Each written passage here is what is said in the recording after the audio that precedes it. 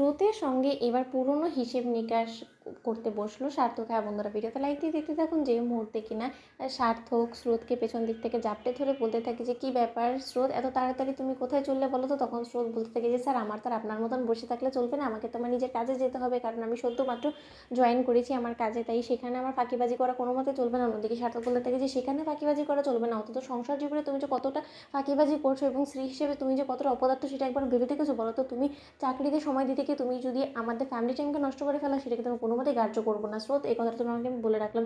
অন্যদিকে স্রোত বলতে থাকে যে, তার মানে ফ্যামিলি টাইম বলতে আপনি কী বোঝাচ্ছেন বলুন তো? আমাদের আবার ফ্যামিলি টাইম কিসের বলুন তো? আমি এবং আপনি আমরা দুজন দু প্রান্তের মানুষ, আমাদের মধ্যে সেরকম কোনো কিছুই তো নেই। তাহলে আমি আপনার জন্য আলাদা করে সময় কেনই বা বের করতে যাবো বলুন তো? তার থেকে বরঞ্চ এটা বলতে পারেন যে, হ্যাঁ আপনি বাপিকে নিয়ে কোথাও একটা ঘুরতে যাবেন, কারণ বাপিরও তো আপনাকে নিয়ে যথেষ্ট পরিমাণে আশা আছে, এবং বাপিকে নিয়ে আপনি যদি একদিন একটু বেরিয়েও আসেন, তাহলে আমি মনে করবো যে বাপি সব থেকে বেশি খুশি হবে।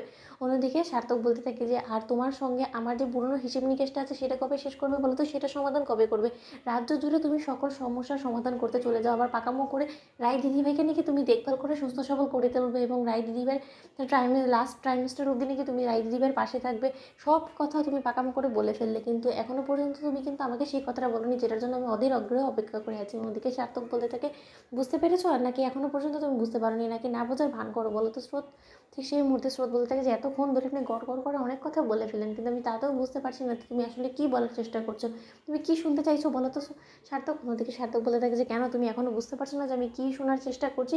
তুমি সেদিন তোমার ফ্রেন্ডসদের সামনে সেদিন ডেস্কে এসে তুমি এরকম করে চিৎকার চেঁচামেচি করে ষাঁড়ের মতন আমার শার্টটা ছিঁড়ে ফেললে, এবং তুমি আমার গায়ে রীতিমতো হাত অবধি তুললে, এবং তুমি সকলের কাছে এটা চিৎকার করে বললে যে, স্ত্রী হিসেবে নাকি সব থেকে বেশি আমার উপরে যদি কারো অধিকার থেকে থাকে সেটা নাকি শুধুমাত্র তোমার। তাহলে সেই অধিকার ফলানোর প্রশ্নটা উঠলো কোথা থেকে? তোমার মনের মধ্যে আদৌ আমাকে নিয়ে ভালোবাসা আছে কিনা সেই কথাটাই তো তুমি এখনো পর্যন্ত বললে না। তাহলে আমি কী করে বুঝবো যে তুমি আমাকে ভালোবাসো?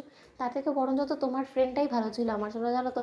ওকে আমার বেশ লেগেছিল, কারণ ও সর্বক্ষণ আমাকে নিয়ে ব্যস্ত থাকে এবং আমার খোঁজ খবর নেয়, এবং এতে করে আমার যতটুকু মনে হয় যে, না না আমার ওর কাছেই একবার ফিরে যাওয়াটাই বেটার। কারণ আমি আমার বউয়ের কাছে থাকা সত্ত্বেও আমার বউয়ের যখন আমার জন্য সময়ই নেই, এবং আমার বউ যখন মন খুলে ওর মনের কথা আমার কাছে বলবেই না, তাহলে আর এই একঘেয়েমি সম্পর্ককে বজায় রেখে নিজের সমস্যা না বাড়ালেই ভালো না? অন্যদিকে স্রোত বলতে থাকে যে, ও আচ্ছা, তার মানে এখন নিশ্চয়ই আপনার আবার নতুন করে অন্য কাউকে মনে ধরেছে, বরঞ্চ তাহলে তার কাছে যান না, যে কিনা আপনাকে অজস্র দিবে এবং রাত দিন 24 ঘন্টা আপনাকে নিয়ে বসে থাকবে, যাই কিনা আপনাকে তুলুধ্বনি করবে, তার কাছেই বরঞ্চ আপনি যান। কারণ আমাকে দিয়ে তো আপনার কোনো মতে পোষাবে না, কারণ আমি তো সেই সকল বউদের মতো হতে পারবো না যে কিনা নিজের স্বামীর মন জোগানোর জন্য সে সকল কিছু করে বেড়ায়। আমি সেটাই করব যেটা আমার মন বলে, তাই আমার মন কোনো মতে এখনও সায় দিচ্ছে না যে আপনার কাছে আমি আমার মনের কথা খুলে বলবো, তার জন্য আমি বলবো না, আমি এখনও সময় নিব। অন্যদিকে সার্থক বলতে থাকে যে, এরকম করে আমাকে কতদিনই বা তুমি এড়িয়ে যাবে বলো তো স্রোত? তো বন্ধুরা, ভিডিওটি ভালো লেগে থাকলে লাইক এবং শেয়ার করে সাবস্ক্রাইব করতে ভুলো না।